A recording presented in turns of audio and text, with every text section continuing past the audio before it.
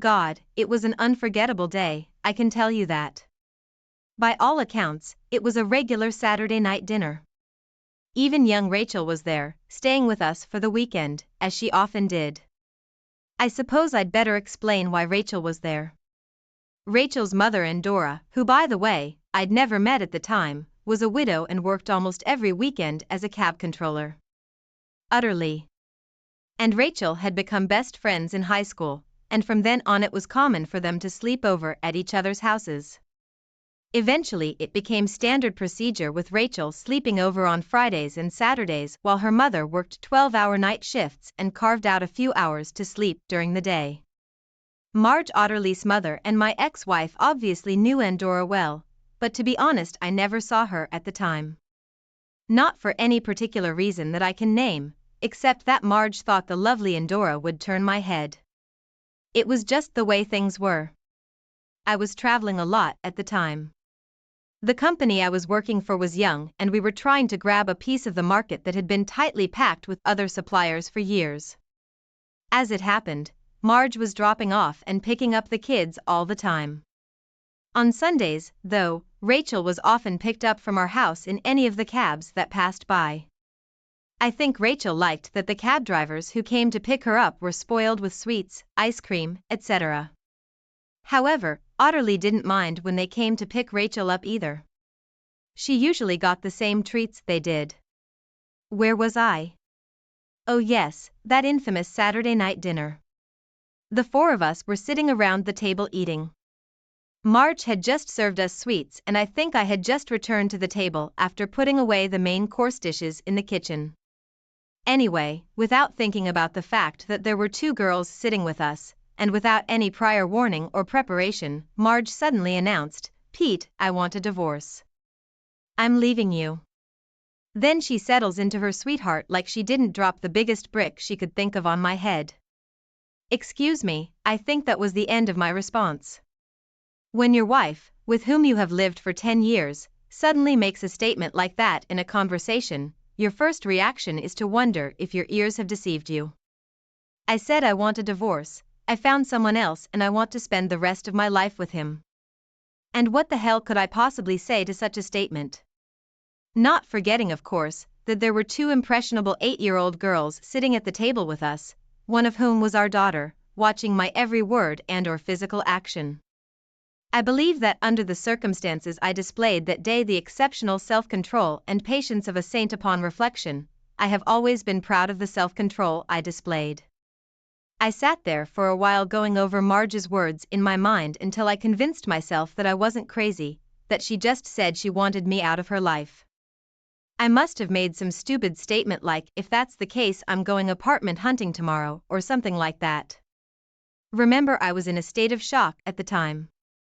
So my recollection of the details is probably somewhat faulty. Anyway, I said something about going to move out of the house, but Marge came back with a real hammy. "No, you'll have to keep the house. I won't need it, and you'll need it for Utterly." I stopped pretending to eat the rapidly melting ice cream on my plate and stared at Marjorie. "We're going on a trip around the world and Utterly, at her age, can't afford to miss all her schoolwork," added Marge nonchalantly, not even raising her eyes from her dish. "You've got to be kidding me," I replied in a rather louder voice than I intended. Look, I wasn't holding back my emotions for Marge's sake, but for the sake of the two impressionable girls at the table with us. On reflection, Marge probably decided to make her statement during the meal because she knew full well that I would hold back in front of the children. "I want to see the world while I'm still young enough to enjoy it," replied Marjorie, completely unaware of the irony in her words at this point. Words failed me. And if it weren't for the seriousness of the situation, I might well have burst into laughter. You see, when Marge and I first met, I was very passionate about traveling. I grew up with the plan that when I finished my engineering degree, I would travel the world for a few years before settling down. When Marge came into my life, I saw no need to change that plan. I imagined Marge and I traveling to exotic places together. Marge, however, saw things a little differently. Yes, like me, she longed to see the world, the Grand Canyon, the Rocky Mountains, and the huge redwood trees that grow there. We even talked about places like Ayers Rock and Oz in the North Island of New Zealand, with its boiling mud pools and stuff. A buddy of mine from New Zealand used to tell us about his ski trips to the South Island. It always sounded fun, at least a little more exotic than the Alps. But Marge had a slightly different game plan than I did. I assumed that we would get married and leave as soon as we got our diplomas, using the savings that we and I had managed to stash away. I figured we'd travel for a couple of years or so and then come back to the UK, settle down and have kids. That's assuming we didn't find another place we wanted to settle while traveling. Marge planned to have children first, ironically, while I'm young enough to enjoy them. Was exactly what she said. Irony or what? At the time, I thought I understood Marge's position. Her parents were already quite old when her mother gave birth to her, and she was always aware of that fact. Anyway, Marge's idea was that when the kids were out of the nest, we would travel the world together. Apparently, Marjorie had changed her mind. Maybe taking care of Otterly wasn't as much fun as she thought it would be. I know that the pregnancy and the birth itself was not to her liking. The idea of having 3 children was quickly dropped from the master plan as soon as Otterly was born, without much discussion with anyone that I was aware of.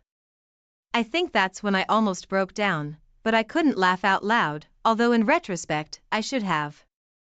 I couldn't sit there and listen to Marge's ramblings any longer, or I'm sure I would have snapped and done something I'd regret for a long time.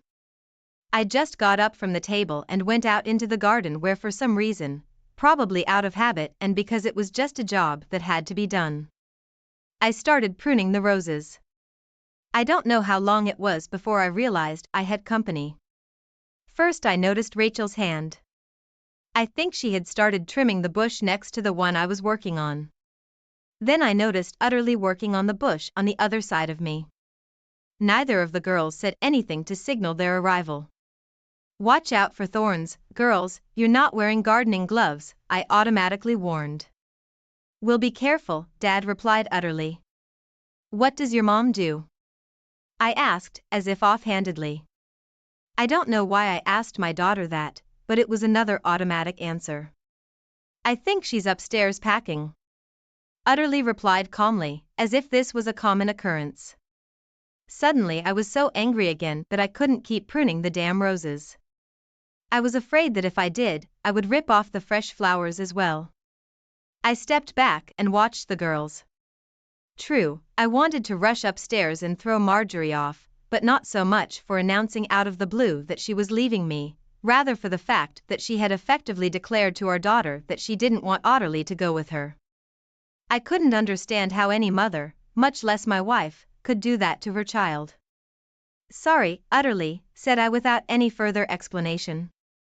Why, Daddy, you didn't decide to leave us, but Mom did, my daughter replied, obviously understanding the point of my apology.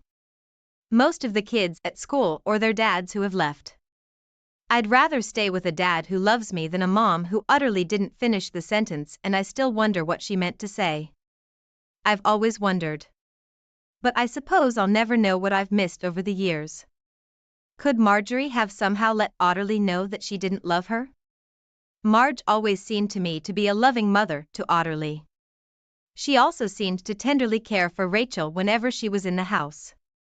But if I was blind enough not to notice that my wife had a gorgeous man stashed away somewhere, I had to wonder what else I was missing. But perhaps Marjorie Otterly's words conveyed that her mother doesn't love her just because she doesn't take Utterly with her. Suddenly I noticed that both girls were working together on the same rose bush. Moreover, they were holding hands. One was pulling out dead rose heads and the other was taking them from her and throwing them into a basket. Almost at the same moment, I realized I could hear Marjorie talking to someone, probably her Newman, on the phone in the bedroom. The windows were open because the day was warm. I couldn't hear what she was saying to him, but knowing that children often have much better hearing than adults, I figured the girls could probably do it. Ice cream, I announced loudly. Come on girls, let's get ourselves the biggest ice cream we can find, shall we? I knew they had just had ice cream for dessert. My own had melted as I put it on the plate, but it was the best idea my confused brain could come up with on such short notice. Both girls burst into joyful shouts and immediately seemed to forget about the roses and began cheering each other on. I had never noticed them doing this before. I found myself walking to the car with an 8-year-old girl galloping on either side of me, each holding onto one of my hands. To make it a little more special, I didn't take the girls to one of the local fast food places. We don't have a proper ice cream store in our town. Instead, I went to one of the many restaurants in our town and ordered their Sunday's ice cream to eat in the desert. I doubted any of the kids would be able to finish them all the way through. How wrong I was. It took some time for them to absorb, and that proved to be helpful to me. I began to get over the shock of Marjorie's sudden announcement and come to terms with what Marge was doing to us and evaluating what the immediate and long-term consequences would be. For some inexplicable reason, I found that I personally didn't care that Marjorie was leaving. Yes, I would miss her, but any love I had for this woman was instantly destroyed by her announcement and the way she did it in front of Otterly. But with her leaving, I had a big problem. Childcare. Oh, I was sure I could look after Otterly, but I needed someone to take her to and from school every day. I was sure my employers would help in any way they could, but our work hours were 9 to 5 while school hours were 9 to 3, and who the hell was going to look after Otterly during the vacations? Rachel? Well, I was sorry, but I had my own problems and her mother would have to deal with hers as best she could. I remember thinking that I would have to call her later and explain the situation. The only plan I could think of was my sister Carol lived pretty far away, but maybe she could somehow pick Otterly up from school in the afternoon. Even if it meant a long drive for both of us. The only drawback I could see was Carol's own children. Perhaps they were finishing school at the same time as Otterly. I pulled out my cell phone and called Carol. Maybe if I threw the ball into her court, she'd come up with some plan. Carol was always pretty good at this sort of thing. What did she do? Shouted Carol into my phone as I explained Marjorie's statement as briefly as possible, trying not to go into details what I knew of them because the girls were sitting at the table with me. I was actually surprised myself at how little I had learned from what Marjorie had said. I had no idea how long her affair had lasted, and I didn't even know who she'd had it with. Carol, I told you Marge ran off with some guy and left us. Who? What guy? Demanded Carol. I have no idea, Carol. Just some Casanova she picked up somewhere. I guess I didn't bother to ask. His name is Ronald announced, utterly taking me by surprise. He's a library customer, added Rachel, apparently not wanting to fall behind. Marge had been working part-time at the library for months just to make money and get out of the house, so she said. I stared at the two girls who were still sitting there nonchalantly devouring their giant popsicles while repeating their words to Carol. But my problem is Carol. I have no idea what I'm going to do about picking up Otterly from school every day. I can drop her off in the mornings and get into the office a little later, but there's no way I can finish at 2:30 every day. It's okay, Daddy, Rachel's mom is picking me up from school. Otterly pointed this out with the logic of a child. And before Carol could respond, it wouldn't be fair to ask her to do that every day. Otterly, I tried to explain to the kid. Oh, that won't be a problem, Otterly informed me. We've thought of everything, haven't we, Rachel? Rachel looked up from her ice cream, nodded, and then smirked at me. Somehow, I realized for the first time that these two girls were quietly conspiring with each other. But where they found the time or the opportunity that day, I had no idea. Rachel will stay at our house on Friday, Saturday, and Sunday. Otterly explained, and I'll stay with Rachel and her mom the rest of the school nights. On Mondays you can drive us to school and Rachel's mom will pick us up when she gets out of bed after lunch. Otterly threw me one of those childishly satisfied, easy and simple, problem-solved looks. I don't know what expression was on my face as I sat there in amazement. Carol must have overheard Otterly's words, however, because she said, "I think it's a brilliant plan, Pete." "Did you ask her?" "No, Carol, for some reason I never thought of that. I've never met Rachel's mother and the idea never crossed my mind. Frankly, I have no idea if she would agree to it. It's too big a request. The cab driver has been asking my mom to work on Sundays for a while now." Rachel suddenly joined the conversation. "Mom said that by working on Sundays in the cab, she'd get more money than at the store. But she didn't want to impose on Mama utterly by asking her to look after me." Reading between the lines of Rachel's words, I realized that her mother must be working part-time at the store sometime during the week. God, that woman must work around the clock, I thought to myself. "I think the kids have solved your problem. What does Otterly's friend's mother look like?" "I have no idea. You know, I've never met the lady Carol." I had to be careful what I said because I already knew that the two little innocents sitting on the other side of the table were scrutinizing my every word. "Well, brother, I'd say you'd better go over there and have a chat with Rachel's mother as soon as possible and find out what she thinks of the children's plan." Returning to the subject of Marjorie, Carol asked, "Has that moved out of the house yet?" "I have no idea, Carol. The girls and I are at a restaurant in town. I took them out for ice cream before." "Yeah, well, you know, but I think she was packing up when we left. I'd say you'd better get some new door locks while you're in town. I'm sure you don't need the cow trying to come back. Call me later if you need anything tonight. Pete or Frank and I can come over later if you want.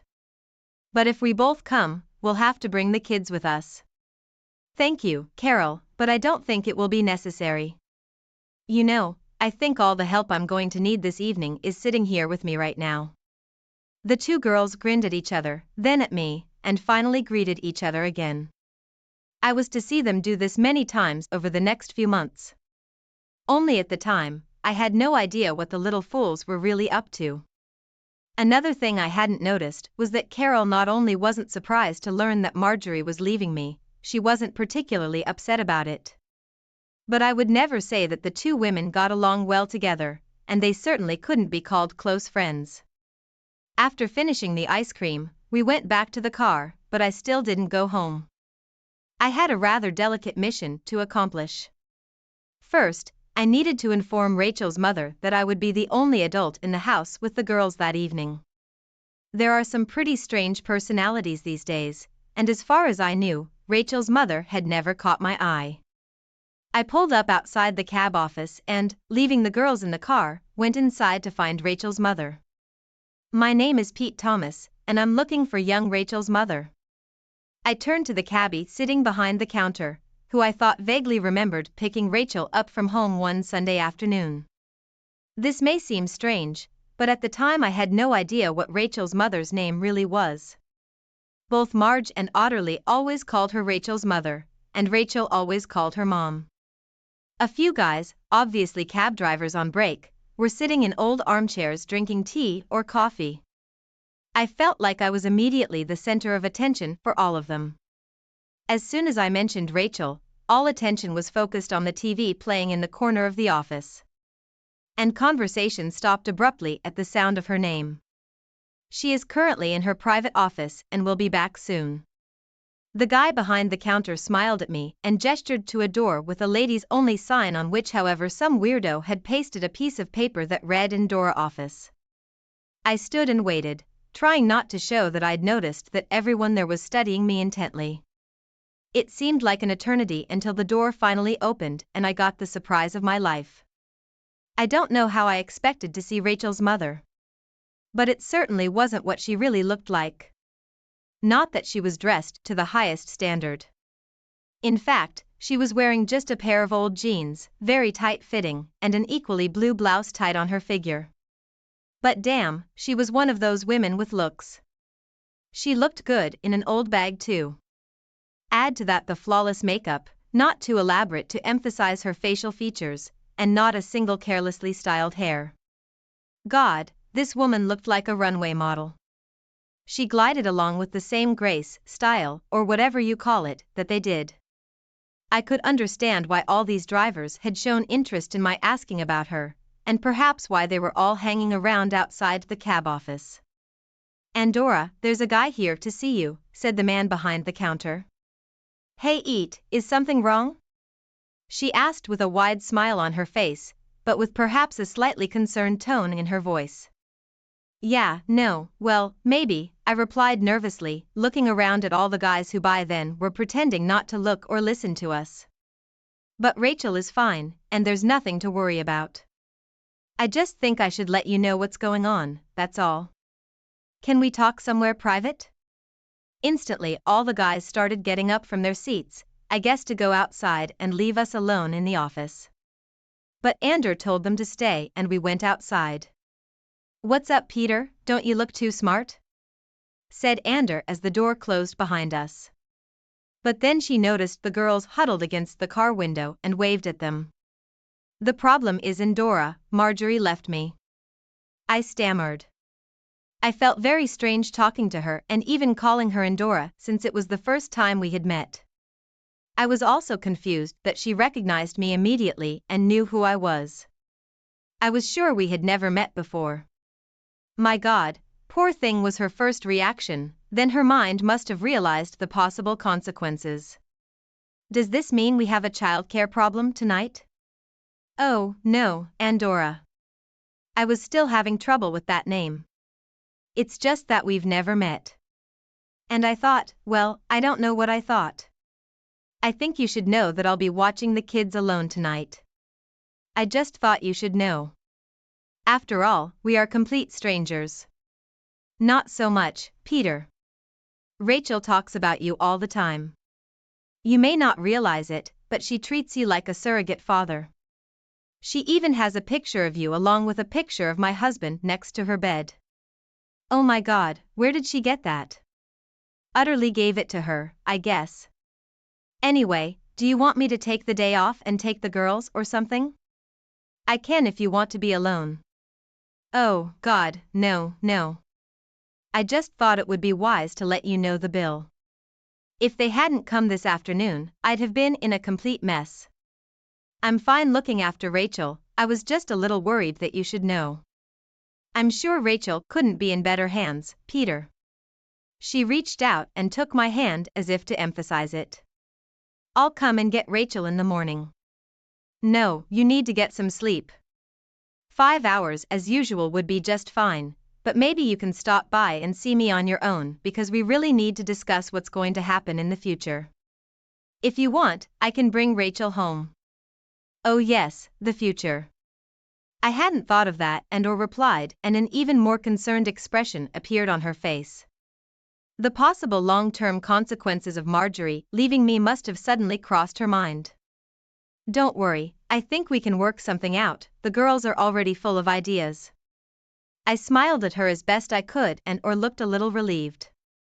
"Oh yes, but I'll take Rachel, I'm sure you'll have plenty of things you need to focus on." "Thank you, yes, I guess that's the way it is.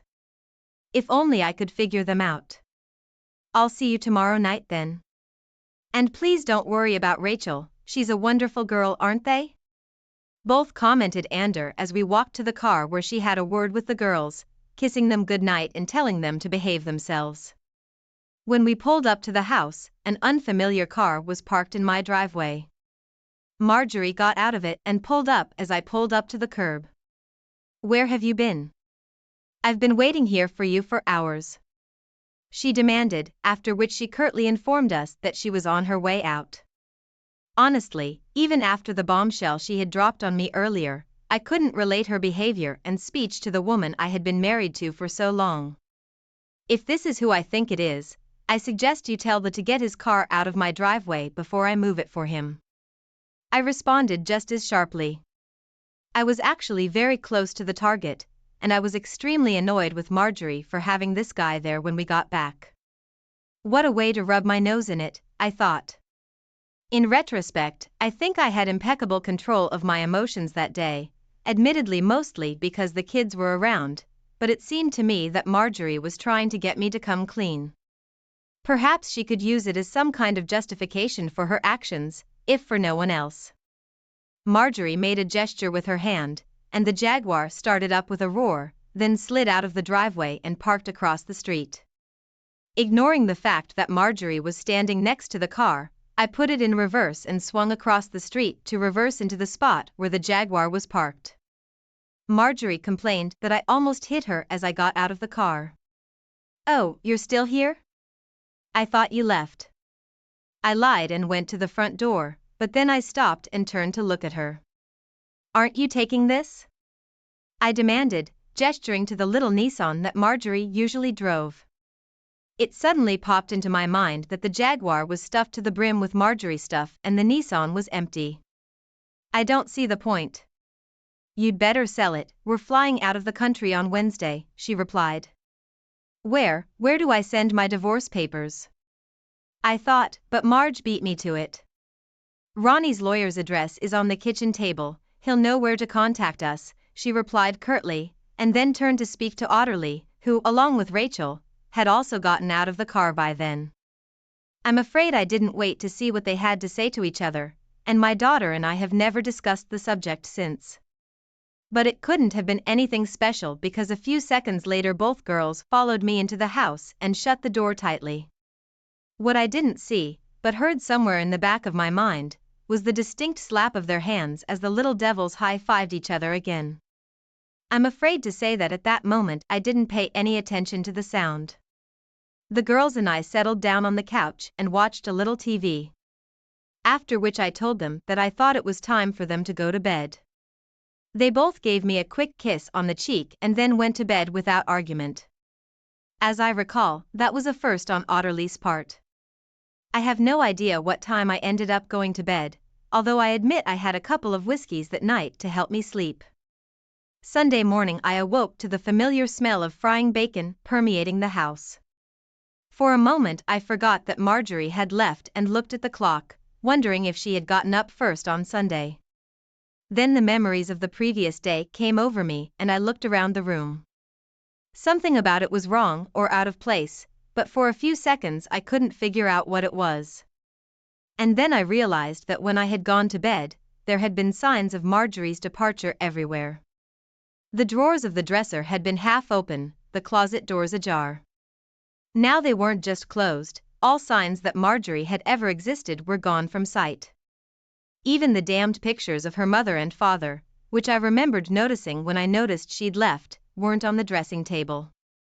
Now completely empty, I got out of bed and headed to the bathroom to do my usual ablutions. And to my even greater surprise, the personal items I was sure Marjorie had left there were gone as well. I had to assume that while I was sleeping, I had guests coming over to clean up, and I only had two possible culprits I could think of. "Come on, Dad, is breakfast getting cold?" I heard Utterly call out to me from the stairs as I walked out of my bedroom. Waiting for me in the kitchen were both 8-year-olds who insisted I sit down while they served them. I was served fries with a glass of fresh orange juice and a cup of coffee, served as if I were having breakfast in an upscale hotel. The two girls apparently settled for cornflakes, orange juice and tea. I made the requisite enthusiastic comments about the fine breakfast and the skill of the chiefs, and was rewarded with broad smiles on the faces of both girls. Carol, her husband Frank and their children arrived before we had finished our meal. Their arrival broke the enchantment and the calm a bit, but it was obvious that their arrival had been anticipated or the girls had grossly overestimated my coffee consumption.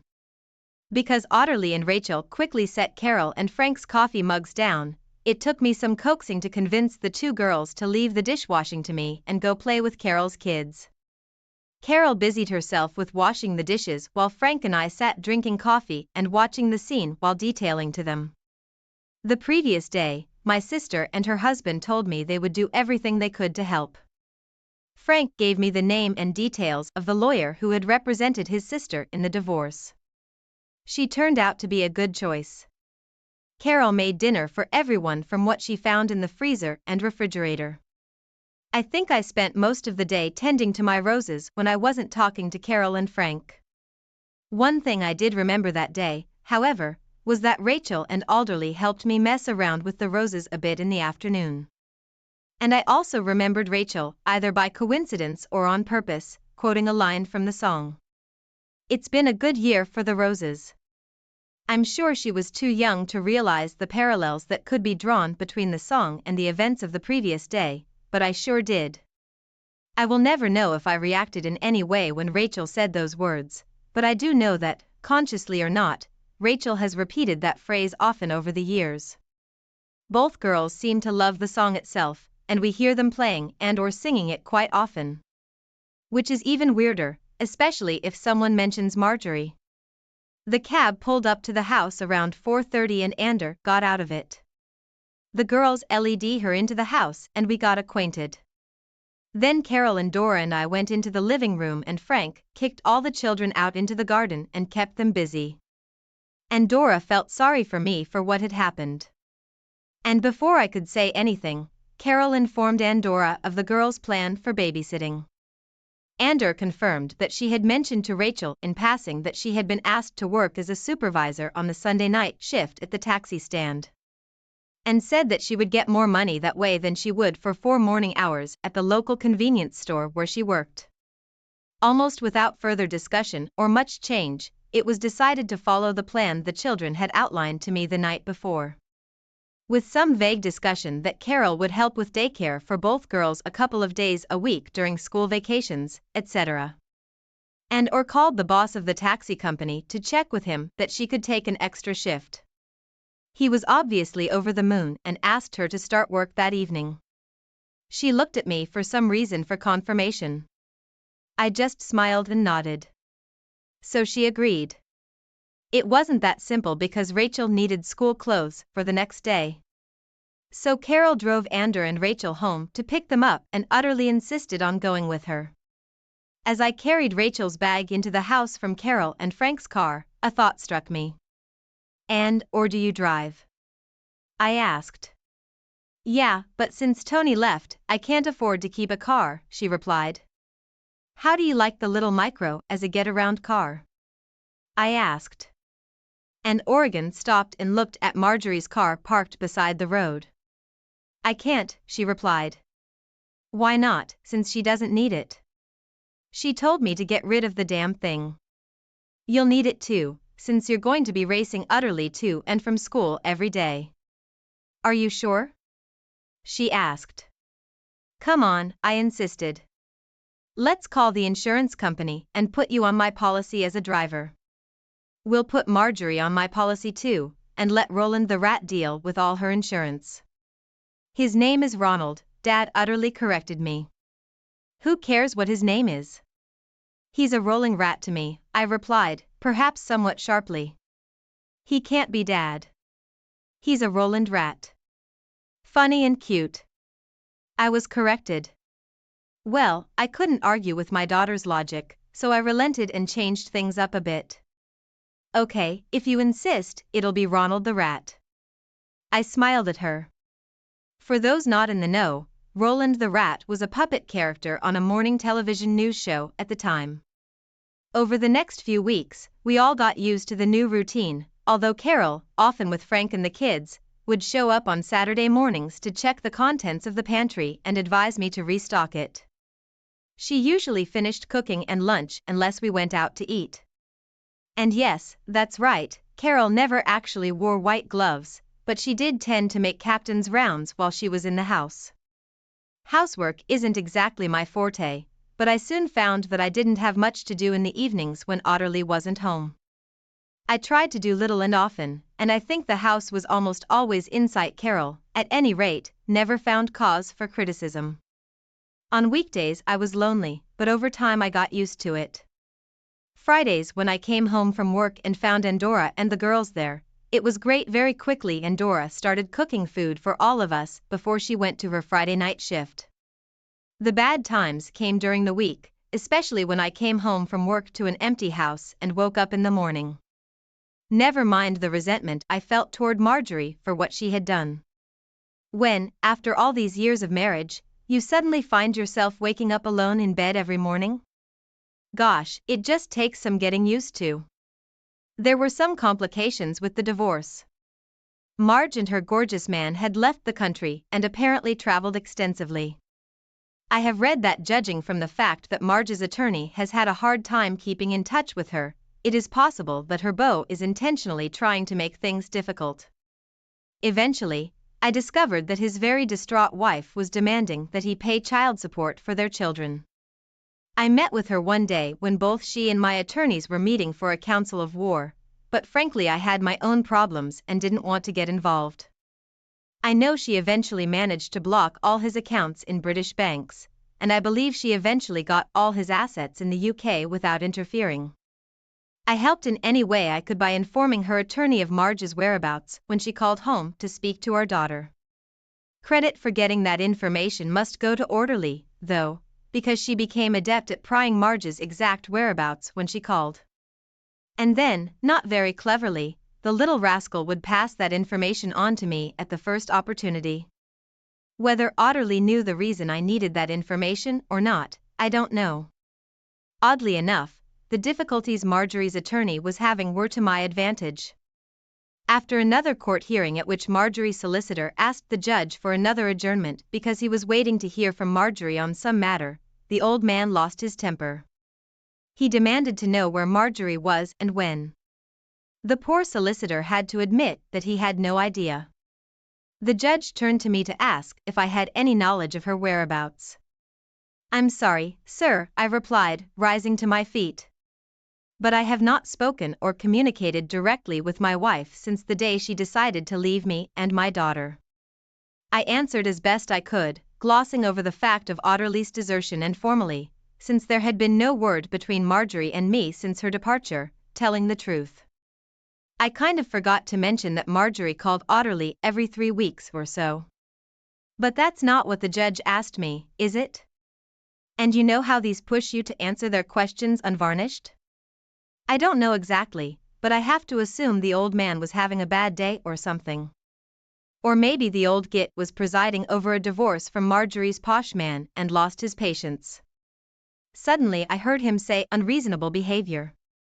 My grounds for divorce can be interpreted in many ways. Briefly, he said that Marjorie's failure to communicate with her own attorney was one of them. He then suggested that I had grounds to demand a divorce for desertion, but be that as it may, he immediately granted my claim and gave me full custody of Otterly. I don't see how joint custody of the child can work in this case. If Mrs. Thomas cannot effectively communicate with her legal representative on this matter, what chance does Mr. Thomas have of sharing with her the important decisions regarding their daughter's well-being?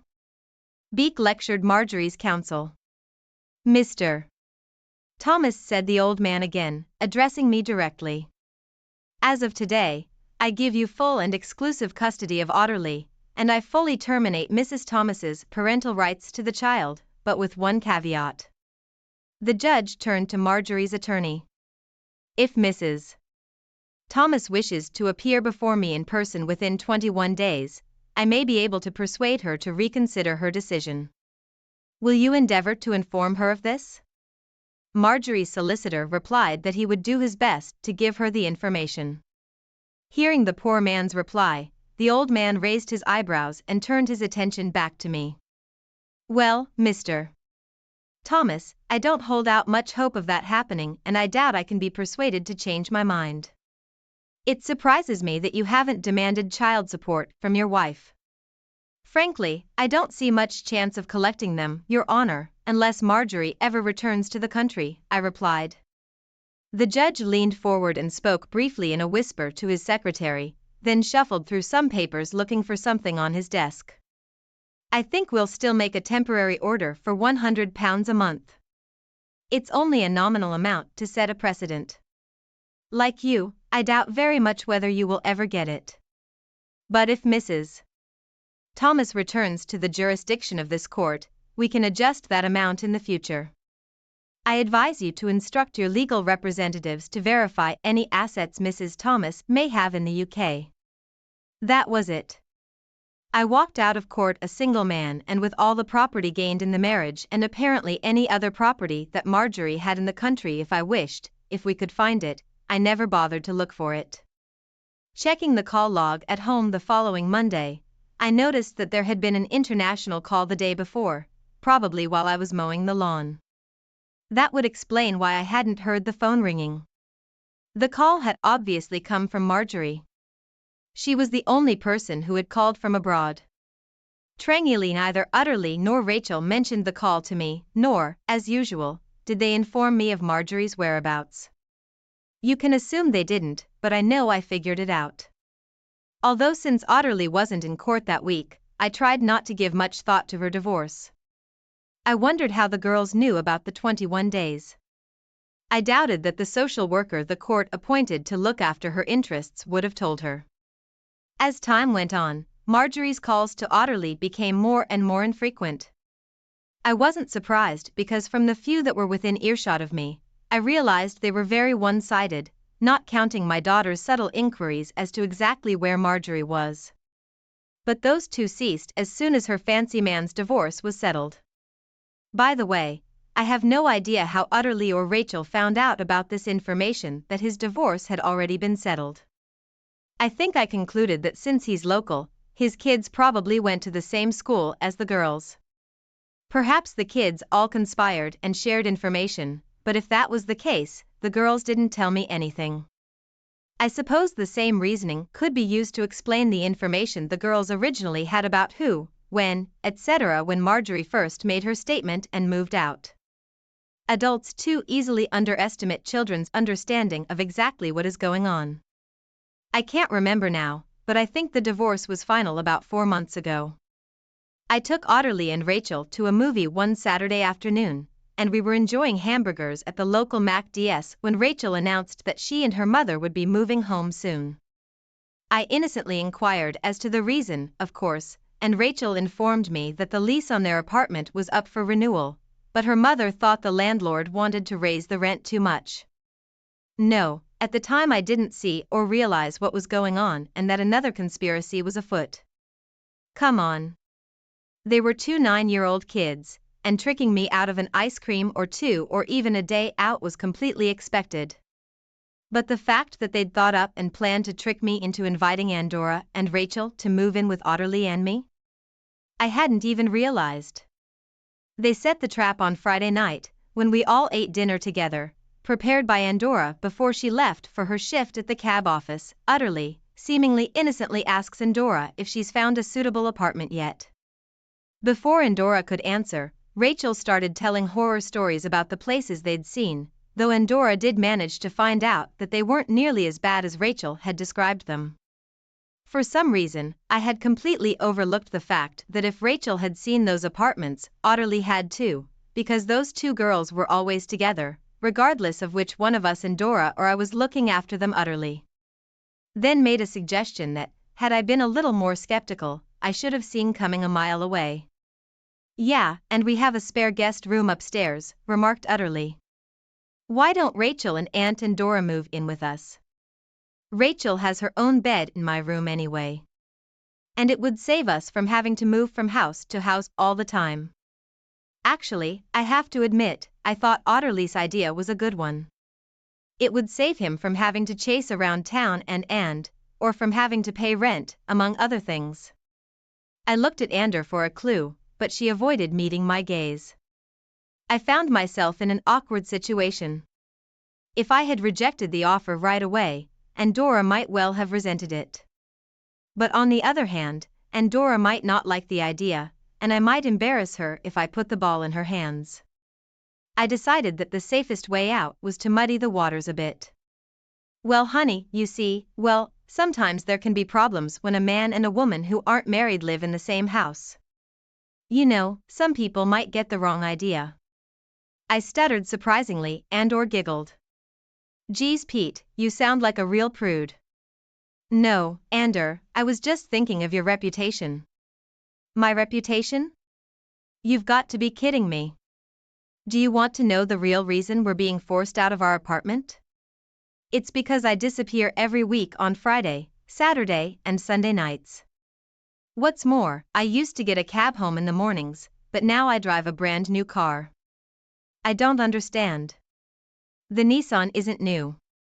Yes, next to my neighbor's cars, some of them are sure. I could only afford a car like that if I had a certain night job and or sat and waited for me to digest what she'd said with a token expression on her face. You're kidding me, I gasped. No, I don't work, they wrote to my landlord.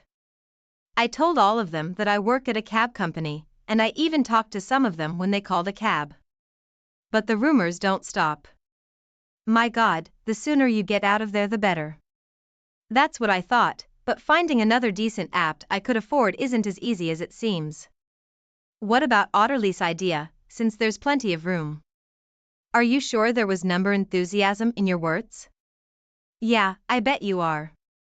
Without the girls, this place is like a morgue. And besides, you're not half as bad a cook as I am. Should I take that as a compliment? As for my cooking, yes, the room is over there if you want it, Ander. And from the look on those two faces, they can't wait. I pointed with a gesture to the two grinning faces of the children. We'll have to discuss the lease, suggested Ander. No, I don't think we will. Housekeeping isn't among my favorite things to do, and I've already told you that you're a better cook than I am. Maybe you'll become something of a home cook around here, Pete. I'd do it anyway, but I'd have to pay you something at least for heating, electricity, and housekeeping tax, insisted Ander. Let's save that for later, right now I have to ask you if you're sure you want to move here. If you're inviting us, then yes, we'd love to. Then let's assume the deal is done. When do you want to move in? Oh, yes, how about, well, this apartment is furnished. Don't worry. Most of my things aren't worth worrying about. A lot of them can be thrown away. I sold all the good stuff years ago, right after Tony left, when I was short of money. What happened? I asked. But I knew from the look in Endora's eyes that she would tell me when the kids weren't around. I'd been married to Marjorie long enough to recognize that expression. I was aware that Ander's husband had been killed in a traffic accident a few years ago, but I never knew the details. A little while later, when we went to walk Endora in the Nissan, I heard a distinct smacking sound behind me and turned around to see what it was and found Utterly and Rachel standing there looking at me with a butter won't melt in your mouth look on their faces. The girls moved into the house the following week. Most of Ander's furniture had been thrown away, but some things still made their way into the house. Other things were stored in the garage, and her television and music center ended up in the girls' bedroom. The house was suddenly a full-fledged home again. Even the guys at work remarked on my improved mood.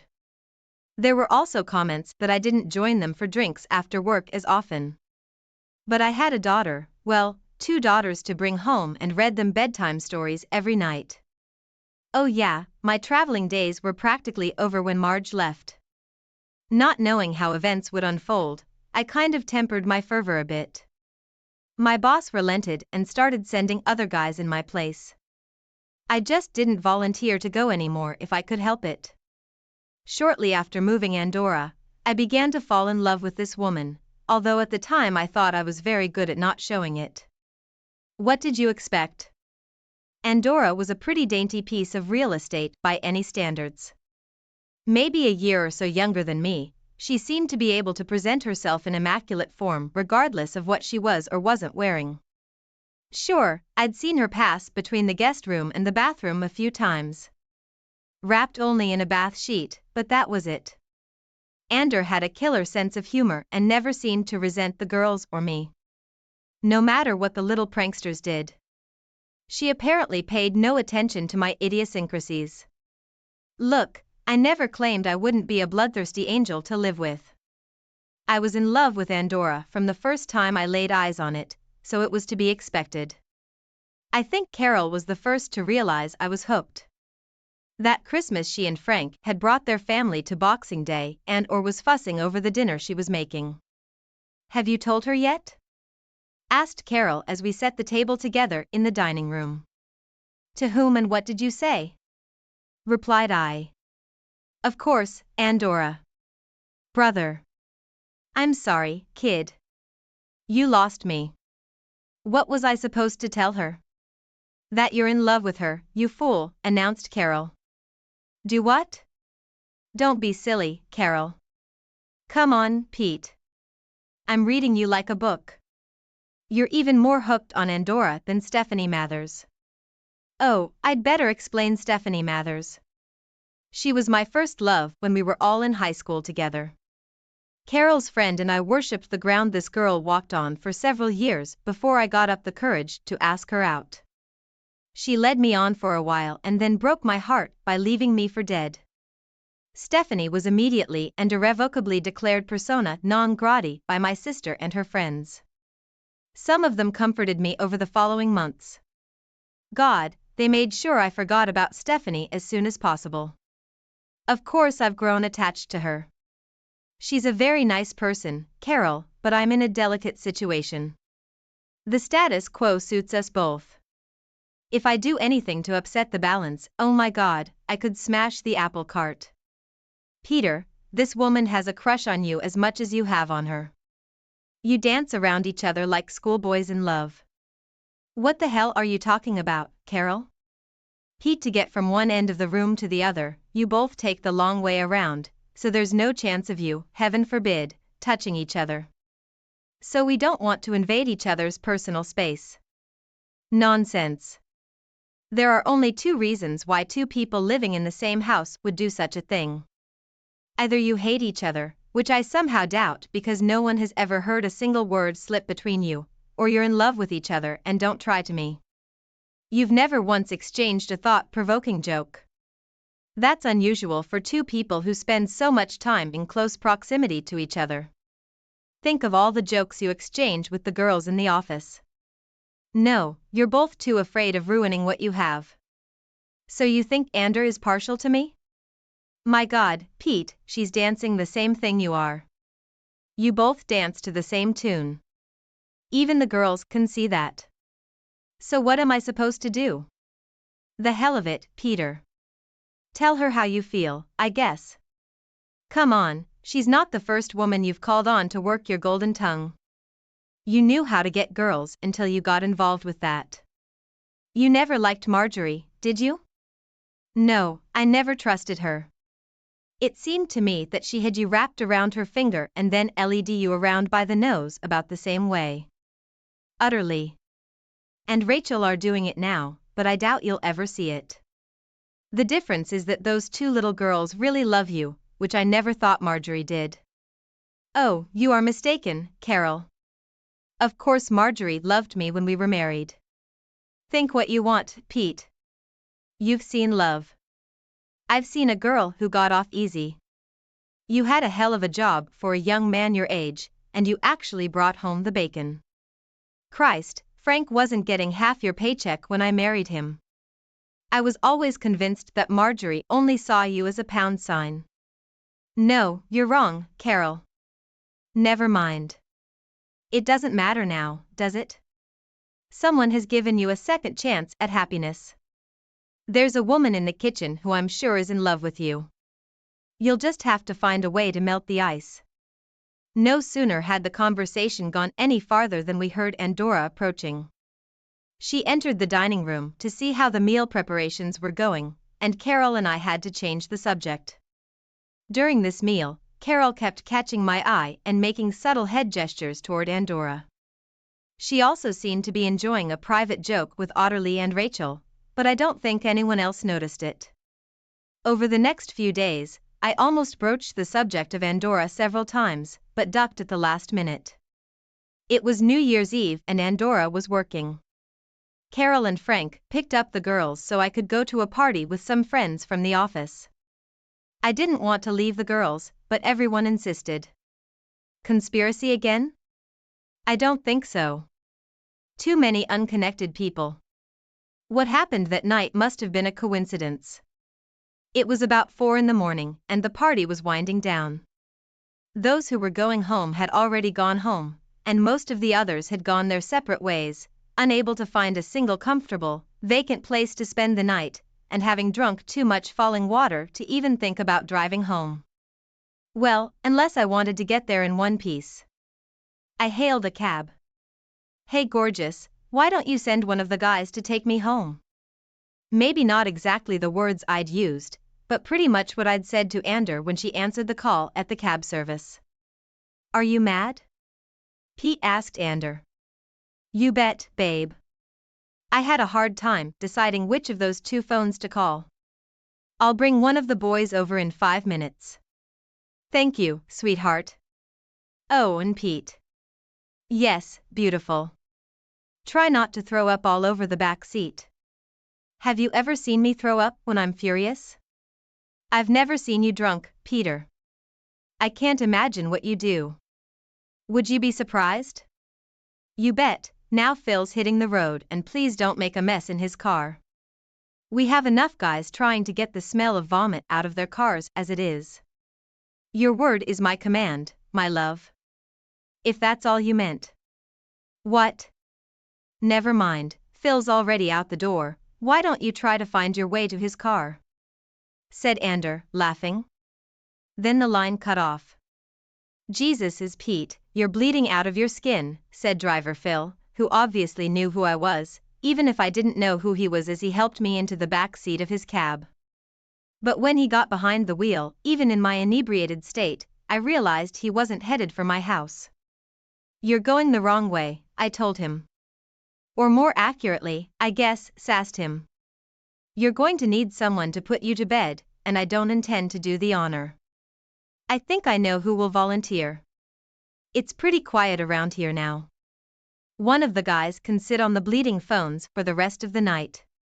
Honestly, I must have fallen asleep, because the next thing I knew Phil and Andorra were dragging me from the back seat of the car. Maybe I did act a little helpless, especially when Andorra clung to my arm to help me to the door and through it. I needed Phil's help to successfully navigate the stairs to the bedroom though. As soon as he was gone, I started playing possum again, and Ander began loosening my clothes, trying to make me comfortable. You know that you can do some stupid things while intoxicated. Because of your lowered level of restraint, you can get away with things you would never dare to say when sober. For me, it was the perfect opportunity to try my luck, but perhaps the booze didn't help me choose the best words. Suddenly, the perfect opportunity presented itself. Ander was leaning over me, staring straight into my eyes from very close up. You know, you're one hell of an attractive little Andorra, muttered I. And what does that mean? She asked. That you're good enough to eat and I'm hungry. I mouthed it slurred, probably with a drunken smirk on my face. Oh yes, really? Well, I suspect that if you ate anything, you wouldn't be able to keep it down for long. How much have you had to drink today? Not enough. Jesus, Pete, you're as mean as a newt. Yeah, but if I drank a little more, I'd have the courage to tell you how much I love you. A wide smile appeared on Ander's face. I'll believe it when you can tell me sober. Now, get some sleep and we'll see how bad your head is in the morning. Good night, Peter, she added, then rose and left the room. No, you can't leave, I insisted. I might get sick and I might suffocate. Well, where am I supposed to sleep then? I grabbed Ander's arm as she stood and pulled her gently so that she fell onto the bed beside me, where she didn't try to get up. Nothing more was said, and eventually I must have dozed off. Well, probably pretty quickly since I had so much booze in me. Andorra was right. The daylight pouring in through the bedroom windows was not helping my condition, and I was somewhat disappointed to find that she was no longer in the bed beside me. I wanted to lift my head off the pillow and suddenly realized that wasn't a good idea. I must have groaned in pain. Here, have a drink. I heard Ander's voice from behind me. What is it? I asked, shielding my eyes from the sunlight as I rolled over to look in her direction. Well, it can't be poison until you marry me, right? I need to make sure I can get insurance on your life before I blow you off. How do you know I won't turn the table over and bump you first? I replied. If Ander wants to play comedian, I figured I'd try to be witty too. No, you can't do that. You have 2 daughters. You need someone to look after. One of them is yours. They don't see it that way, Peter. They like to think of themselves as sisters. And they both think of you as their father. What about you? I think I'm considered Otterly's mother now, too. Haven't you noticed that Aunt Or has stopped being a mom lately? She's called me mom several times in the last week. Yeah, I hadn't noticed. I know. And you didn't give a hoot when Rachel started calling you daddy a few weeks ago. Oh, I'm not very observant, am I? Did she really call me her father? Daddy, to be exact. Peter, she's been calling you daddy for about a month now. Even Carol and Frank have noticed it. Oh, and you discussed it with Carol at Boxing Day? I discussed a lot of things with Carol on Boxing Day, Peter. That explains it. Then what? Why is she already planning her wedding outfit? I replied with as much of a smile as possible. I had this little guy with Thor's hammer running around in my head. Andor sat looking at me, still holding the potion she had prepared for me in her hand. Well? I asked after she apparently hadn't responded in ages. And Oregon sat with a confused expression on her face. I expected her to ask a question in response to my comment, but it didn't come as I'd hoped. And what is it? She replied. So are you going to marry me, or not? You didn't ask me to do that. I know I'm a coward, I was trying to get an answer from you before I asked. It's much better not to look like a prize prune when I get rejected. Well, we'll see, I guess. You wouldn't look like a fruitcake if you asked. But replied Andor. But what? I have a confession to make to you before you commit to it. Sounds serious, should I be worried? No, but it is. I'm not a widow, Peter. Tony's not dead. In fact, legally I was never married to him. Or rather, I was married, but I wasn't. I think I'm losing something in translation or. Tony was a bigamist, Pete. He was already married when he married me, so legally my marriage to him is null and void. Oops. Can you say that Tony actually married 3 of us at different times, and he fled the country during the trial? That's why I told Rachel he's dead. If he's ever tracked down, he'll be in jail for years. Not that I think they'll do that. They have probably already tricked some other stupid cow into marrying him. So you're not a widow and you've never been married? I said. No, technically I'm an unmarried mother. It's just a lot less complicated to tell everyone I'm a widow in that case. Would you do me the honor if I never got around to asking the rest of the question or never got around to answering it? I'm not even sure where the damn drink she brought me went, but we spent the next hour or so rolling around on the bed and the floor like a couple of teenagers, my headache almost forgotten. No, it wasn't. We just kissed and hugged and whispered silly sweet nothings to each other. It was fun, although my head was still acting up. With a head like that, I don't think I could have performed. By the time Frank brought the girls home, it was about 3 o'clock in the afternoon and Dora and I were sitting in the kitchen making plans and thinking about how to break the news to the girls. But we didn't have to say anything to them. The little rascals seemed to get it right away. Maybe it was because Andor was almost sitting on my lap when they came through the door.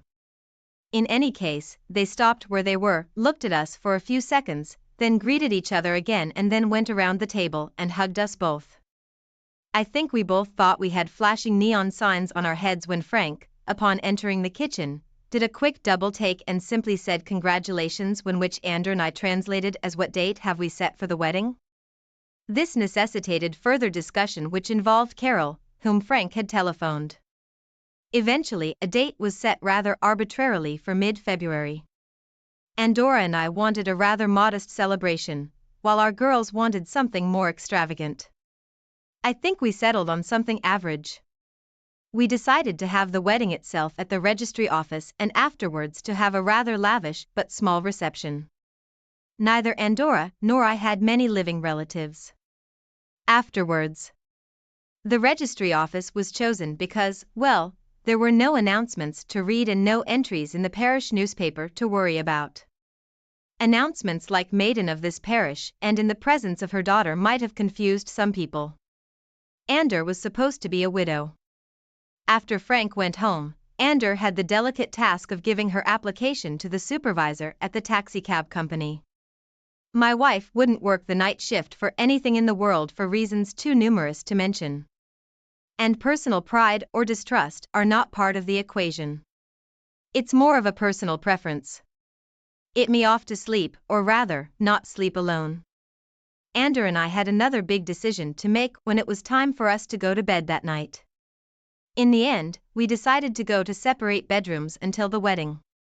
We both realized that it would be hard for us to justify any of our positions on extramarital sex to the girls when they got older if they saw us sharing a room before the wedding. But that doesn't mean I didn't develop the habit of running home for lunch on most days as soon as the girls got back to school. Okay, I took a few long lunches, but no one in the office minded, most likely because of the further improvement in my overall mood the following weekend and/or worked her last shifts at the taxi depot. It took several cabs to take all the flowers and boxes of chocolates home on Sunday morning. Then we had to limit the girls for a few weeks. It wasn't Sunday night in Andorra. Some of the drivers and their wives invited us to dinner and some fun at a local pub. Cabs were in short supply in town that evening.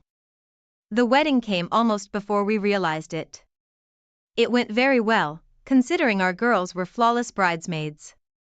I think Andorra and Carol spent more time making them look perfect than my bride. But as I think I've said before, Andorra can look good in just about anything. Andorra and I didn't have a honeymoon per se. One night in the honeymoon suite at the luxury hotel where we held the reception, the girls went home for the night with Frank and Carol's family. Our master plan was to get away with the girls for most of the school's summer vacation that year. That first year, we spent 5 weeks driving around Florida, the Caribbean, and Southern California, never staying anywhere for more than a few days. We saw just about everything we could see and experience in the allotted time. It was only a week or two after the wedding, and when I got home from work in the evening, I immediately realized that something was wrong. The girls looked quite happy, but Ander was annoyed about something. It wasn't until the girls went to bed that she told me what was bothering her. Does Rachel know that Tony isn't dead? She informed me as soon as I came downstairs, putting both girls down and reading them each a chapter from their book. Jesus, how did she know? I asked in surprise. I was pretty sure we'd never discussed it while the girls were in the house. I have no idea though. I've suspected something was wrong ever since we moved here. Remember those pictures by the girls' beds? Well, the beds in the girls' room are parallel to each other. There were 3 small closets, one on each side and a third in the middle. On the center one hung 2 pictures on Dora and me. On the outer ones were pictures of Marjorie and Tony respectively. Andorra explained that lately she had found that the girls often put pictures of Marjorie and Tony in the drawers.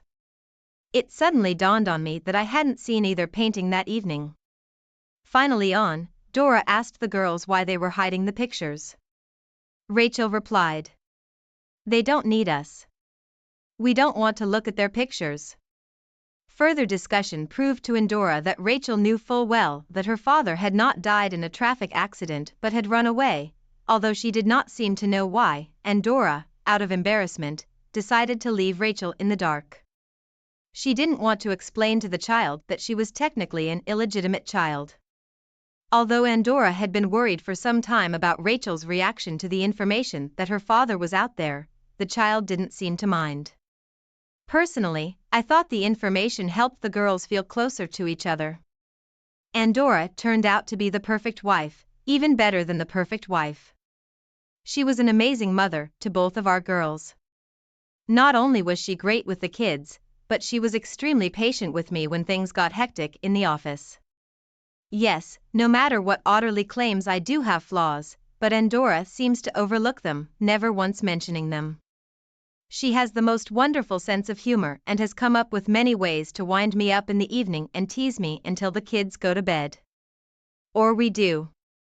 Sometimes my nights can be very tiring. By early summer, the number of phone calls from Marjorie to Otterly had virtually dropped to 0. I'm not surprised that Otterly changed course, went on the offensive, and became very persistent.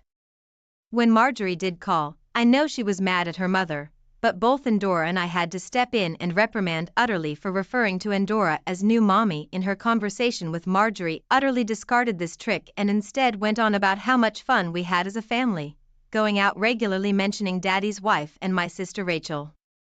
And Oregon and I have had several discussions about Otterly's attitude toward Marjorie and how she talks to her on the phone. But in the end, we concluded that it was impossible to create an endless list of words and phrases that Utterly was forbidden to use toward her.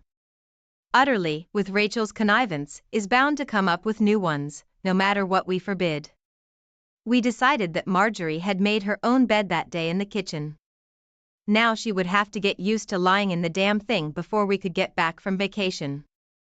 And Rachel started talking about Mom and Dad again, and Dora and I had a hard time understanding what they were implying for a while, but then we realized they were asking if we were really their mom and dad, and I blamed the internet.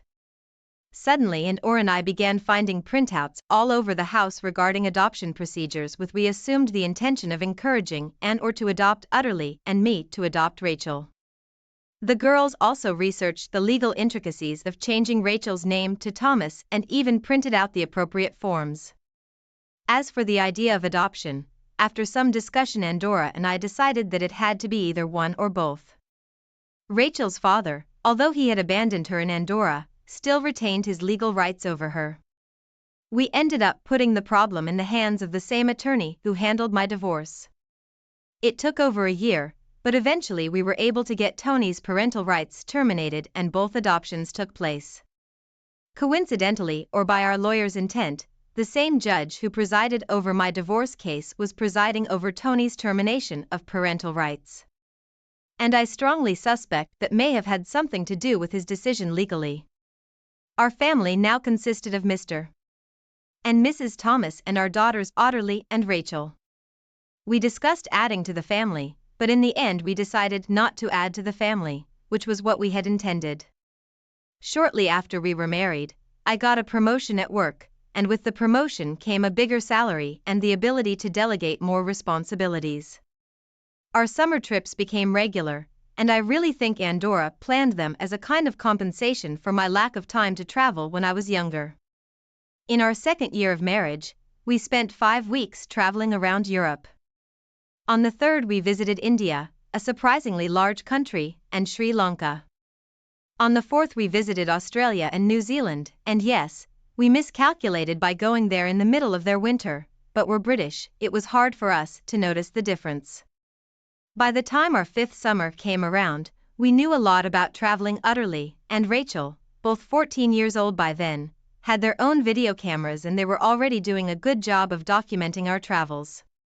Canada, the northern US, and Alaska were all planned for that year, and for most of the winter and spring all 3 of my girls made detailed plans. By then I had left them to their own devices, only occasionally mentioning the name of some unusual place I had heard of years ago and knowing that we would stop there sometime during the trip. But there was one thing I don't think either of us considered. About 2 years after we were married, Endora and I started getting Christmas cards from Marjorie. Utterly always got Christmas and birthday cards from her, but we had no idea why she suddenly decided to send Christmas cards to her. We couldn't reciprocate because none of the cards had a return address. However, the thing is, and I suppose the rest of the family didn't pay attention to this, they all had Canadian stamps. This would lead anyone who thought about it to think that Marjorie and Ronald had settled somewhere in this country. Unfortunately, Marjorie was rarely mentioned in our house anymore, and I don't think she called Utterly on the phone for several years, so no one brought it up. As always, the master plan for our extended summer vacation that year changed along the way. When the girls informed me that we had no chance of visiting all the places we wanted to in the allotted time, and this after we had made some very strong cuts to the list. In the end we decided to draw an arbitrary line across the continent, just as we had drawn a line across it a few years earlier. We will visit the West that summer and leave the East for another year. We arrived in Winnipeg on an Air Canada flight in late June, and after spending a day or two exploring the historic sites around the city, This is not a travelogue, so I won't go into detail. We took a tour in a rental car. From Manitoba we traveled to Saskatchewan, then turned south and almost back through the Dakotas, Nebraska and Kansas before turning west and then again driving through Colorado and Wyoming, where we spent a few days at what is known as a dude ranch. The horses were pleasant to ride, but I think I'll stick to English saddles in the future. As comfortable as the Western type saddles were, I got the feeling that it wouldn't be so easy to get out of them if something went wrong. However, I didn't have the slightest confidence that it would happen. The rein on my neck was an interesting experience too. There are two theories about riding horses or motorcycles when they get hit by wheels. Stay with it and hope you manage to regain control, or back off and hope you fall to the ground, get to your feet and run. The prospect of being on a horse or motorcycle with a squealing engine and spinning rear while landing on me has never been my idea of a good time. Eventually we entered Montana and stopped in a town I'd heard about somewhere and had always wanted to visit. I must have read about this place in some Western. After checking into a hotel, motel, or whatever you want to call it, we headed to a restaurant, I guess a diner we had seen nearby. The restaurant was crowded and a little noisy. All the customers were chatting with each other, but suddenly there was a great rumble followed by absolute silence. Everyone fell silent. As is always the case in such cases, one of the waitresses dropped a tray of food for the poor. It's one of those reflex actions that you can't control, isn't it? Andorra and I, like everyone else in the place, started looking to see who exactly had so clumsily prevented us from eating by dropping the tray. A rather rash act, because surely the culprit would have been embarrassed enough to make a fuss. He certainly didn't want to be stared at by every passerby in the place. I quickly located the culprit and to my surprise, recognized her. What's more, it was obvious that she'd noticed me too, and on reflection, I realized that it was probably her recognition that had caused her to drop the damn tray. The poor woman was standing there with her mouth open and her eyes wide, staring straight at me. I could tell from Andorra's reaction that she too recognized the woman. Anyway, both Andorra and I had to react by saying almost the same thing in unison to our girls. Eat your dinner, Rachel Otterly, you have nothing to worry about. Andor turned to Rachel and I turned to Utterly. Although they were now our girls, we had both legally adopted each other's daughters. Even after 5 years, we still had a tendency to punish our own child first. Not that it mattered. Both kids were twisting in their seats trying to get a glimpse of the culprit of the commotion. Recognizing the woman, Utterly turned around almost instantly and I believe uttered the words, "So be it," under her breath, then returned to her meal as if nothing had happened. Rachel stared for a moment longer before the waitress turned and left the public area of the restaurant. Then she looked at me, smiled sweetly, then shifted her gaze to her mother's eyes before returning to her food just as Otterly had. After the waitress left, many customers looked in our direction. Some may have looked in our direction before the waitress left, but I didn't notice anyway. They all realized that the incident was caused by my relatives and/or my presence. Andor and I and the girls tried to ignore the stares and continued our meal as best we could.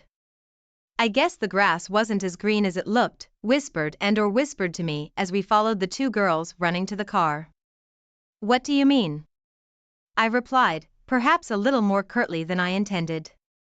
"I think it's safe to assume she's no longer with Ronald if she's working here. Most likely one of them cheated on the other." "They say once you cheat, you always cheat," I replied. "But she didn't cheat on you. That stupid just dumped you, and Utterly. You're not trying to trick me that they didn't consummate their relationship before the divorce. Besides, in my opinion, leaving your daughter is tantamount to cheating. You can be sure that either she couldn't keep her legs crossed or he couldn't keep them in his pants. Does it matter? Not if she doesn't try to cause trouble here and now." Otterly was confused enough as it was. There's no need to put her through more turmoil. It's too late for her to try something like that, Pete.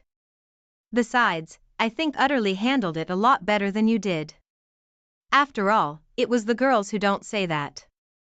Ander, I know exactly what those little ones did, and I'm glad we have a couple of manipulative little minxes.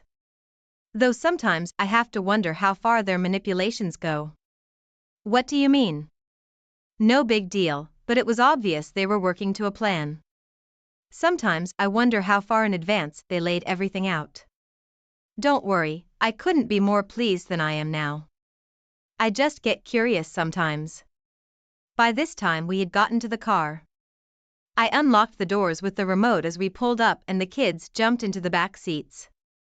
I opened the near front door and held it open for Andorra, but she didn't get in. She came right up to me, wrapped her arms around my neck and kissed me.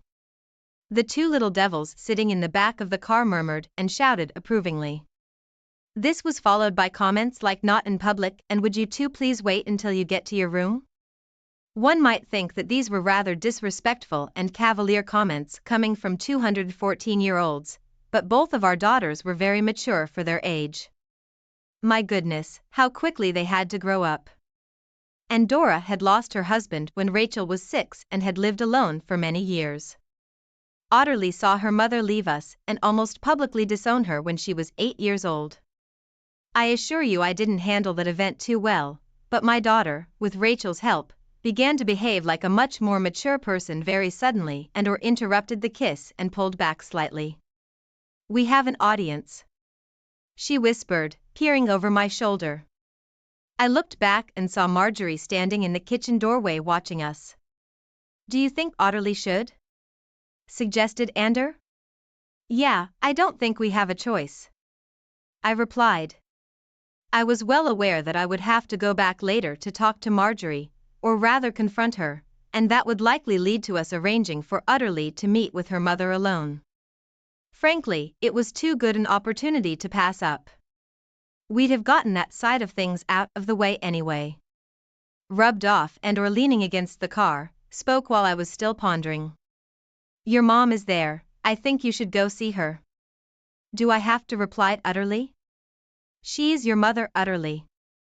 Now please do what we ask you to do, or else many years from now, when you are older, you will be sorry you missed this opportunity." Otterly shrugged and started to climb out of the car. "I don't want to see her." "Maybe Rachel will ride with me." "No, we're just here. We won't be missing from your sight," assured her.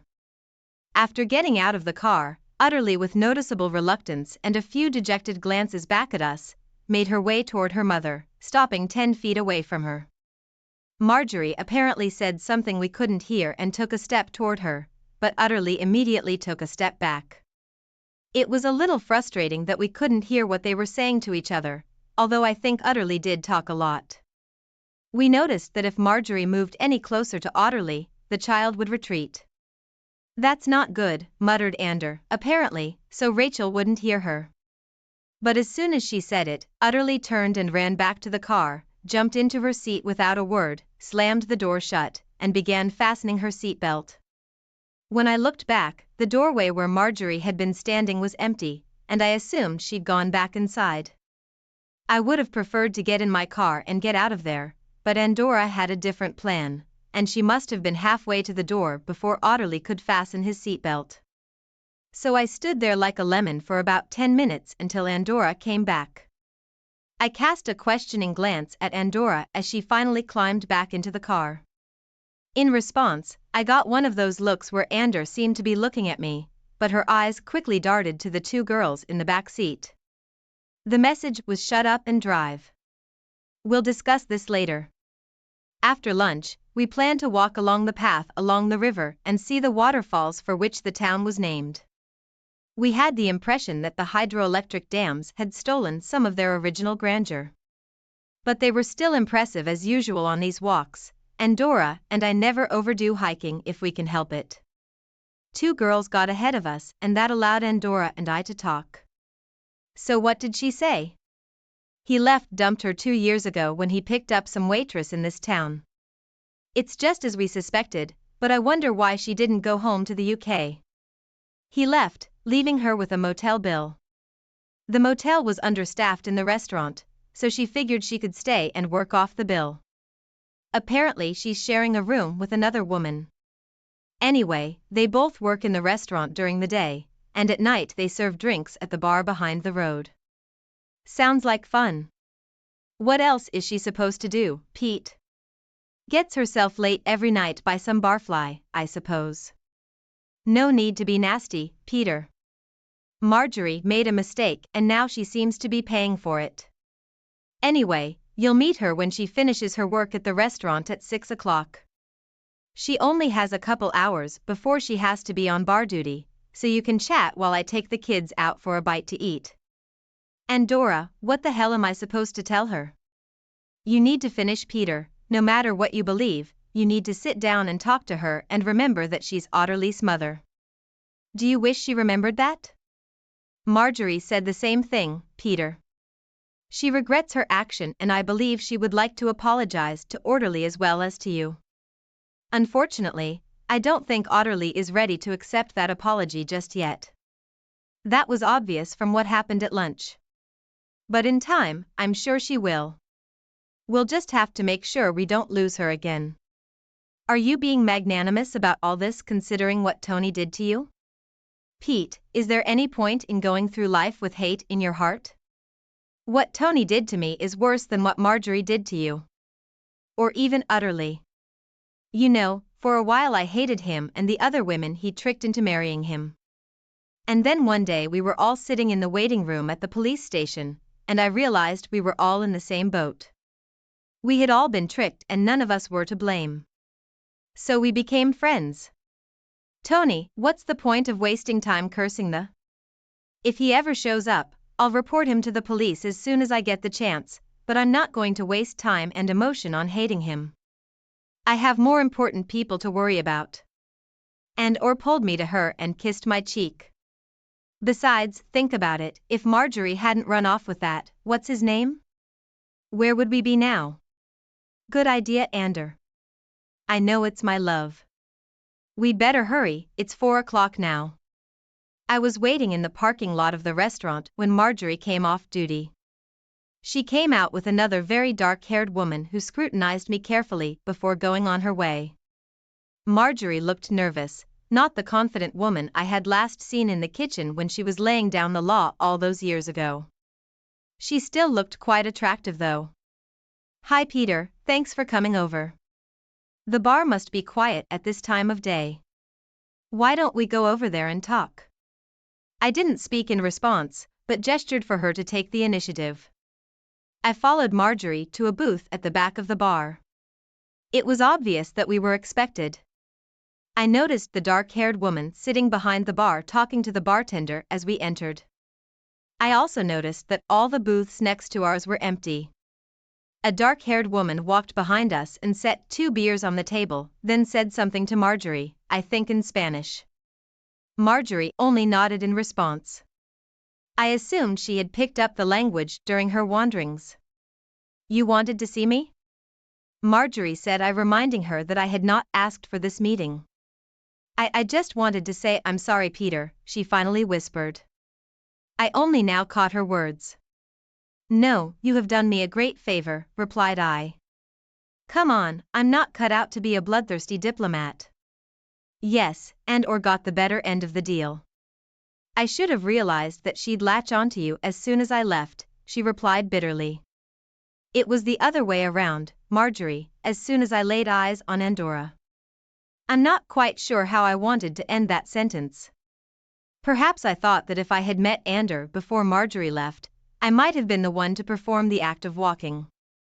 Maybe I'm wishful thinking, but somehow I doubt I would have done that. I'm the kind of person who is too bound by duty and other things to act so selfishly. Sometimes you wonder if this is a failure. What happened to Loverboy after all? I asked Marjorie. And where did that creep get all his money? You know he left his wife and kids without a penny, so she seized all his bank accounts. Ronald's money. What a laugh. You mean everybody else's money? He was a crook, Peter. He's wanted everywhere. I wouldn't be surprised if that's why he left me in the end. I helped him in some of his scams and we had to leave Argentina quickly when my picture was in the local papers. I think he crossed the border into Canada when he found out the FBI showed up at the motel looking for him, coincidentally with one of the waitresses from the diner. Ironically, I'm now doing the job of that bleeding waitress.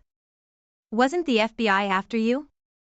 No, pretty much yes, but I made a deal with them if I'm willing to testify against Ronald when they get to him. Then they agreed not to throw the book at me, and in return I got a slap on the wrist, 2 years probation for aiding a fugitive to escape or some other nonsense.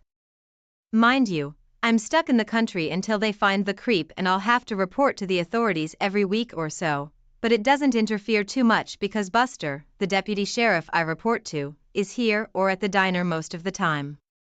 Are you still in debt? I was up to my in it. Like a prune, I signed over almost everything, including Ronald's rental car, and drove off in it. I've almost paid it all off, but there's still a few $1,000 of debt left. No, Pete, I can't. Marjorie saw me pull out my checkbook. For once in your life, do as you're told, Marjorie. Okay, I'll draw this up. For £5,000. That's $10,000. That should get you out of debt and give you something to lean on if you need it. If you decide to return to the UK in the future. When and if they catch this creep, we'll help you find a place and get settled. But don't think that gives you the right to interfere and spoil our family. Oh, and you know the courts have stripped you of all parental rights to Utterly, don't you? She made that clear to me this morning. Oh, I'm sorry. That's not why we sent her. That's what I realized when Ander walked into the kitchen. Pete, I was stupid. I really never meant to hurt you and Utterly like that. I don't know. I just got confused by all of Ronald's exciting stories. It wasn't very interesting. I assure you, Marjorie, that was all a long time ago. To tell you the truth, I'm just glad you're safe and sound, but Utterly. And I have a new life now, and I'm afraid you are no longer a part of it though and I will try to make sure Utterly keeps in touch with you. That's more than I deserve, Peter, and I really don't deserve this check. Well, you'd better take it. It will ease my conscience a little. When we leave here tomorrow in the morning, we shall come to the diner for breakfast. Perhaps we can get Utterly to speak to you civilly once more. I don't deserve the kindness you show me, Peter. No, Marjorie, I had to make my point, even if I tried to convince myself otherwise. But you're Utterly's mother, and there's nothing I can do about it now. If you don't mind, I'd like to go back to my family. Sure. I'm sorry, Pete. I got up and walked away without looking back. When I tracked down the girls, you could say they were all waiting for me, breathless. I think that's the right expression. I took Ander aside and told her briefly about my conversation with Marjorie and the money I'd given her. She doesn't deserve you. That was Ander's only comment when I mentioned the check. That's pretty much what she said. I replied, kissing my wife. But you want to thank you. Was all she replied to the remark. A little later I contacted Utterly alone and was about to start the routine on You Only Have One Birth Mother when she informed me that Andorra and Rachel had already arrived. From that point on, the conversation didn't go as I had planned. Utterly informed me that she would now be glad to talk to her mother the next morning and would also try to keep her mouth shut. She added the condition that she would not be alone with her mother and Rachel or I would have to be present with her. When I inquired why, I was currently informed that one of us was always present during the fun. I don't know how I took that statement. I left it without comment. The next morning they, Marjorie, Utterly and Rachel sat at a nearby table and talked for a long time. I can only assume that Marjorie's friends were covering for her because I'm sure she had work to do. The only part of the conversation that Andorra and I overheard was two kids raving about how well the roses were growing in the garden at their house. Anyway, all three of them had smiles on their faces most of the time. As we drove away, Marjorie walked to the car with us and kissed both girls goodbye. She then turned to Ander and me. These two are very lucky. They have found themselves the best mom and dad in the world. She said this somewhat taking me by surprise and then turned and ran back into the restaurant. I guess she cried on the run. I kissed my wife. Then we got in the car and drove in to the border in Calgary. From the way they were looking in the rearview mirror, I don't think any of the kids were looking back or were particularly concerned that we had left this town behind. Epilogue: after we returned home that year, Marjorie kept in touch with her and or made a habit of writing to her fairly regularly, I believe. We never found out if the FBI had tracked Ronald down, but less than a year later we learned that Marjorie was going to marry her deputy sheriff or whatever his name was. We had a family gathering and after much heartache, it was decided that we would decline the family's invitation to attend Marjorie's wedding. But I managed to slip in there alone for a few days to attend. Don't ask me why, but for some reason I felt I had to do it. Buster, or Buddy as everyone called him, turned out to be a really nice guy once I got to know him better. He even picked me up at the airport and introduced me to all his friends and family. I learned from Buddy that Marjorie had been very frank and open with him from the beginning. She admitted to everything she had done and told him how much she regretted what she had done in the past. It turned out that Buddy had arranged with several of his trucker buddies to send her Christmas cards, etc. to us from various cities in Canada. I believe Marjorie was trying to hide from us the true circumstances she was in. It's a little weird to give your ex-wife away at her wedding, but I guess some idiot had to do the job. Maybe that's why I went to kind of put a stop to the whole thing. I don't believe Utterly and Rachel were figuring out where I'd gone for those 5 days, but they could have done it. Those two were always one step ahead of me and just about everything. To be honest, they and Andorra still are. Over the next few years we received news that Marjorie had given birth to 2 boys. We never saw them though, except in pictures. Now that they are a little older, I believe the boys have fairly regular contact with Otterly and Rachel. But neither of my daughters mentioned them or Marjorie to me very often. Utterly and Rachel ended up marrying 2 brothers. Sometimes I feel really sorry for these poor girls. The girls are still incredibly close to each other and definitely play a major role in these marriages. When our 2 girls are scheming together, it takes a man to come out on top. I don't think I've ever been able to do that. They both have 2 children, and suspiciously from my point of view. In both cases, the girls were born remarkably close to each other, both in date and physically. Andorra and I have enjoyed watching our grandchildren grow up and become very much like their mothers. I retired as managing director last year and Andorra and I are now enjoying an 8-month round-the-world trip. We've been pondering whether we'll find somewhere we'll want to settle down, but to be honest I think our daughters and their families will pull us home to the UK again. We haven't sold the house, the girls wouldn't let us because of the roses. God knows how much time they spend there tending to it all. But we get regular reports. Just this morning while checking the mail I got a picture of my garden from them titled, "It's been a good year for roses." Life goes on, that's it. Thanks for watching, I hope you enjoyed it. So subscribe to my channel and watch the next